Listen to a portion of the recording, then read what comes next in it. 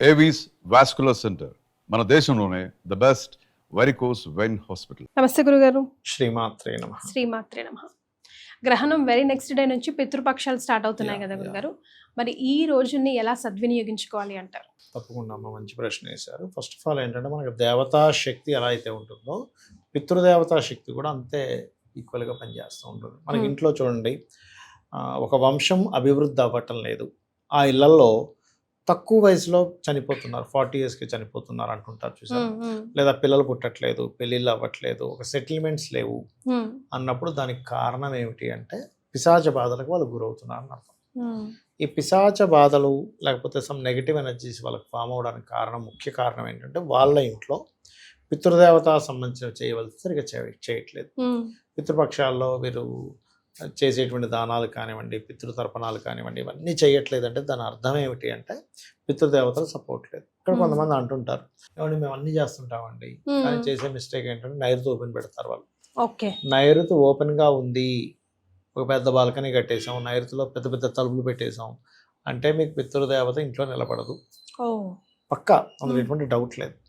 అందుకే మనకు పాతకాలంలో నైరుతిలో ఒక రూమ్ లాంటిది కట్టేవారు, చీకటి గది కట్టేవారు.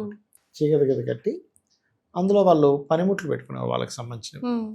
ఖచ్చితంగా మనకి వాస్తులో చూసుకుంటే మనకి 45 మంది దేవతాసుర స్వరూపాల్లో నైరుతిని 2 భాగాలు చేస్తే నైరుతికి కుడివైపు భాగం పితృస్థానము అంటారు.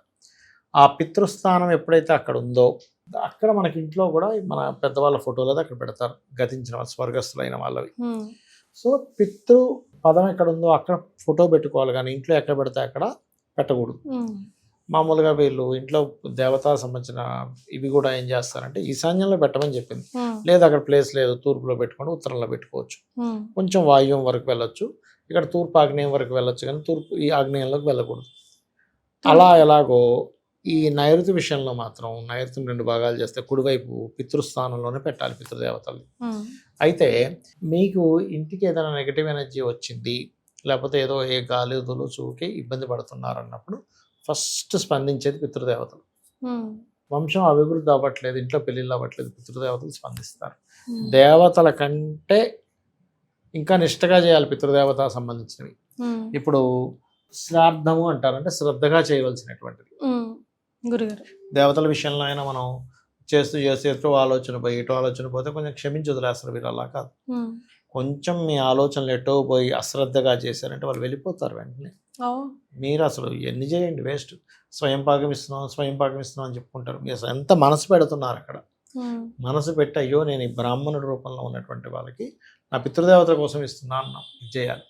సూర్యుడికి అర్ఘ్యం వదులుతారు చూసినా, పితృదేవతలకు వెళ్తుంది సూర్యుడికి అర్ఘ్యం వదులుతుంది. ఎందుకంటే సూర్యుడిలో పితృదేవతలు, సకల దేవతలు, 7 మహర్షులు, అప్సరసలు, యక్షులు, గంధర్వులు, పితృదేవతలు వీళ్ళందరూ ఉంటారు.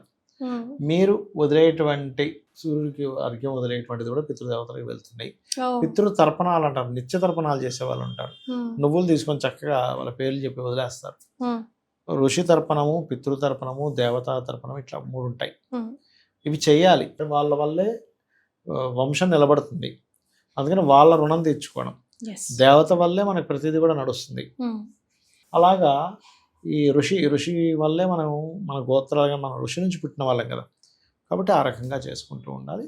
ఈ 15 రోజుల పాటు కూడా కనీసం అంటే దీనికి మళ్ళీ ఈ రోజే చేయాలి, ఈ తిథిలోనే చేయాలి, ఈ తిథిలో చేయకూడదు అనేది ఉండదు. తిథివార నక్షత్రాలు పాటిస్తారు కదా గురుగారు, తిథివార నక్షత్రాలు చనిపోయినప్పుడు వేరు, అంటే ఈ పక్షాల్లో సంబంధం లేదు.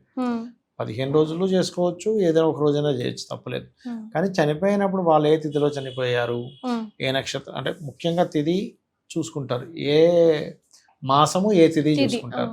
అంతేగాని నక్షత్రము అవన్నీ చూస్తే మ్యాచ్ అవ్వదు, చేయలేము. కొంతమంది మాకు విధి విధానం లేదని, మాకు లేదండి మా పెద్దలు మాకు ఎప్పుడు చెప్పలేదండి, ఏమవుద్దంటే ఒకటి కంటిన్యూస్గా వస్తూ మధ్యలో ఎవరో దాన్ని స్కిప్ చేస్తారు. స్కిప్ చేసిన తర్వాత తరాలుగా వాళ్ళు స్కిప్ చేయడం సంగతి పక్క పెట్టండి. ఇంట్లో ఎవరిదైనా పెద్దవాళ్ళు జరిగేటప్పుడు పిల్లల్ని స్కూల్కి పంపించకుండా చూపించాలి. అది ఇదిగో నేను మా తాతగారికి చేస్తున్నా, మా నాన్నగారికి చేస్తున్నా, మీకు తాత అవుతారు, సో ఇది విధి విధానం చెప్పాలి, మనం అక్కడ కూర్చోబెట్టాలి. కొంతమంది ఏం చేస్తారు, స్కూల్కి పంపించేస్తారు, వీళ్ళకి ఎందుకు లేదు, వీళ్ళు పెద్ద అయిన తర్వాత తెలియదు, అవును. చెప్పరు, ఆ టాపిక్స్ ఎప్పుడు రావు. మరి వీళ్ళు ఎలా తరిస్తారమ్మా? అదేలేండి గురుగారు. మనం చేసేటువంటి తర్పణాలు మనం ఒక్కరోజు చేసేది వాళ్ళ సంవత్సరానికి ఫుడ్. వాళ్ళకి ఈ సంవత్సరం అంతా 1 డే వాళ్ళకి. అందుకని మనం ఒక సంవత్సరానికి ఒకసారి చేస్తే వాళ్ళకి 1 డే ఫుడ్ లాగా అనమాట. అయితే మీకు అనిపించవచ్చు అదేమిటండి మరి చనిపోయిన వ్యక్తి ఎక్కడికో వెళ్ళిపోయి పుట్టేస్తాడు కదా అంటే, ఈ పితృదేవత వ్యవస్థ అనేది ఒకటి ఉంటుందమ్మా. మనం చేసేది ఏదైతుందో పితృదేవత వ్యవస్థకి వెళ్ళి అక్కడి నుంచి ఈ జీవుడు ఎక్కడ పుట్టాడో, ఎక్కడ పుట్టి జీవిస్తున్నాడో, ఏ ప్రాణిగా ఉన్నాడో, ఏ లోకాల్లో ఉన్నాడో అక్కడ వాళ్ళకి సరిపోయేలాగా వెళ్తుంది ఇది. ఇక్కడ నుంచి అమెరికాలో ఉండే పిల్లవాడికి ఇక్కడ నువ్వు మనీ వేస్తున్నావు, రూపీస్ వేస్తున్నావు, కానీ అక్కడ డాలర్గా వెళ్ళట్లేదా, అలా వెళ్తుంది అనమాట. కాబట్టి ఖచ్చితంగా పాటించవలసినటువంటిది. దేవతలు కూడా పితృదేవతలు చేస్తారు కాబట్టి ఖచ్చితంగా పాటించాలి. అశ్రద్ధ చేయకుండా చేయడం చాలా మంచిది, వాళ్ళ లైఫ్స్ బాగుంటాయి దీనివల్ల. గురుగారు, మీరు అబ్జర్వేషన్ చేసినవి జనరల్ గా మాకు తెలిసి తేలిక చేసిన తప్పులు ఏంటండి? అస్సలు చేయకూడని పనులు ఏంటి పితృదేవత సంబంధించిన దాంట్లో ఈ 15 days లో? ఏం లేదమ్మా, ఒకటే శ్రద్ధ చూపిస్తూ చేయడమే పితృదేవత కార్యక్రమాలని.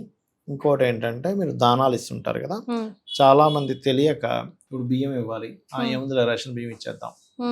నువ్వు ఇచ్చే పదార్థం ఈజ్ మోస్ట్ ఇంపార్టెంట్, ఉపయోగపడేలాగా ఉండాలి. ఉపయోగపడేలా. నువ్వు తింటావా, నువ్వు అదే తింటావు, నీకు అదే ఉంది, నువ్వు ఇవ్వండి తప్పలేదు. కానీ నువ్వు తినేది మంచిది, నువ్వు దానం ఇచ్చేది మాత్రం రెక్లెస్గా ఇవ్వకూడదు. అది చాలా పెద్ద దోషం. ఇవ్వకపోయినా పర్లేదు కానీ ఇచ్చి మళ్ళీ దోషం తెచ్చుకోకూడదు.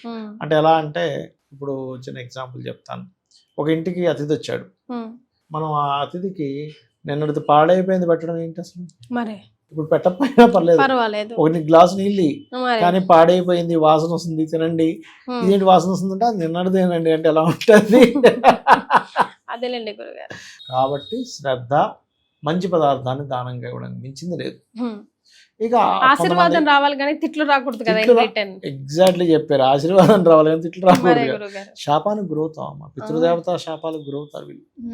సరిగ్గా కనుక పెట్టకపోతే, ఇప్పుడు చాలా మంది మేము చేస్తున్నాం అంటారు.